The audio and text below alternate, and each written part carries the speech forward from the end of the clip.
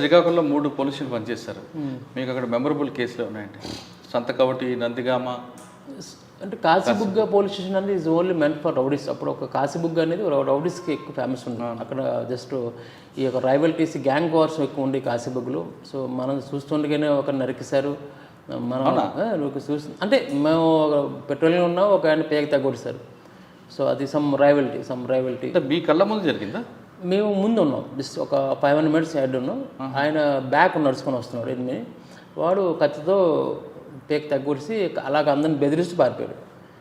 So మాకు మళ్ళీ back వచ్చేసరికి మేము పట్టుకొని చేసేసి, అంటే అప్పుడు క్రైమ్ అంటే ఓన్లీ కన్వెన్షనల్ క్రైమ్స్, మర్డర్లు కానీ, రేప్స్ కానీ, సమ్ అటెంప్ట్ మర్డర్స్ కానీ అలాంటి కేసులు ఉండేది. అప్పుడు సైబర్ క్రైమ్ ఉండేది కాదు. లేదు. ఎప్పుడైతే డిజిటల్ విప్లవం వచ్చింది స్టార్ట్ అయిందో అప్పుడు మనకి సైబర్ క్రైమ్ స్టార్ట్ అయింది. అచ్చా, కాశీబుగ్లో వాడు దొరికాడు. కాశీబుగ్లో వాడు దొరికాడు. ఇంకేమున్నాయండి మీకు అక్కడ? చాలా మెమరీస్. కాశీబుగ్లో ఉన్నప్పుడు మేము అప్పుడు వారు నక్సల్స్ ప్రభావిత ప్రాంతాలు ఉండేవి. అప్పుడు అక్కడ పలాస బొడ్డపాడు అప్పుడు కొంచెం ఉండేది, అంటే semi affected area, not fully affected, semi affected area. సంతకవట్లో ఏముందండి? సంతకవటి అంతా Puliti, Talada, they are professionally habitual offenders. So Santhakaviti అంటేనే పులిట, తాలాడ అన్న విలేజ్ ఉంటాయి. ఆ ఊరు మొత్తం దొంగలు. సో రాష్ట్రం ఎక్కడొచ్చినా ఆ గ్రామం వచ్చేవారు. వాళ్ళు ఏంటంటే మా ధర ఎవడో నేరం చేసేవారు కాదు, మా మండలంలో ఎవరు నేరం చేసేవారు. వారు కొంచెం ఉదారతకు వదిలేవారు, మా మండలానికి టచ్ చేసేవారు కాదు. సో నేను హ్యాపీగా ఉండేవాడిని. అదర్ స్టేట్ నుంచి, అదర్ డిస్ట్రిక్ట్ అందరూ ఏదో రోజు ఎవరో ఒకరు వస్తూనే ఉంటారు. షెల్టర్ జోన్ అది. Shelter own villages.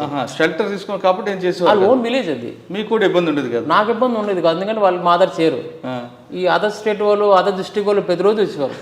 ఏ స్టేట్లో ఎక్కువ చేసేవారు? ఎక్కువగా మనకి ఈ రాజాము, శ్రీకాకుళం, నైబరింగ్ డిస్ట్రిక్ట్ మొత్తం ఏవైతే వరుస గంజాం కానీ, పర్లకిమిడి కానీ, ఇరుబాక్, శ్రీకాకుళం. వాళ్ళ ఎమ్మో ఏంటండి? House night, day HB and HB night కూడా చేస్తారు. ఎక్కువ హెచ్బి నైట్ ఎక్కువ చేస్తారు. లాస్ట్ చైన్ స్నాచింగ్ చేస్తారు, ఇంట్లో ఒకరు చైన్ స్నాచింగ్ చేస్తారు. మరి ఎప్పుడైనా కౌన్సిలింగ్ చేస్తారు? ఎందుకు నేరాలు చేస్తారండి? వాళ్ళకి కౌన్సిలింగ్ ఇప్పించాం. వాళ్ళకి నేను ఎస్ఐగా ఉన్నప్పుడు వాళ్ళకి రీహాబిలిటేషన్ ప్యాకేజ్ కింద మినిస్టర్ గారు తెప్పించి ఒక మీటింగ్ పెట్టించి వాళ్ళందరికీ రీహాబిలిటేషన్ ప్యాకేజ్ ఇప్పించి అందులో ఒక 3-4 హోంగార్డులు వేయించాను. ఇప్పటికీ నేను పుల్లి తాళాలు వెళ్తే నేను దేవులో చూస్తాను, ఎందుకంటే చాలా మోస్ట్ సర్వీస్ చేశాను వాళ్ళకి. ఇప్పటికీ సార్ మీరు చేశారు, వాళ్ళ మార్పు వచ్చింది. మార్పు వచ్చింది. అందరూ మ్యాక్సిమం ఆడారు. ఒక 2-3 members మాత్రం మారలేదు.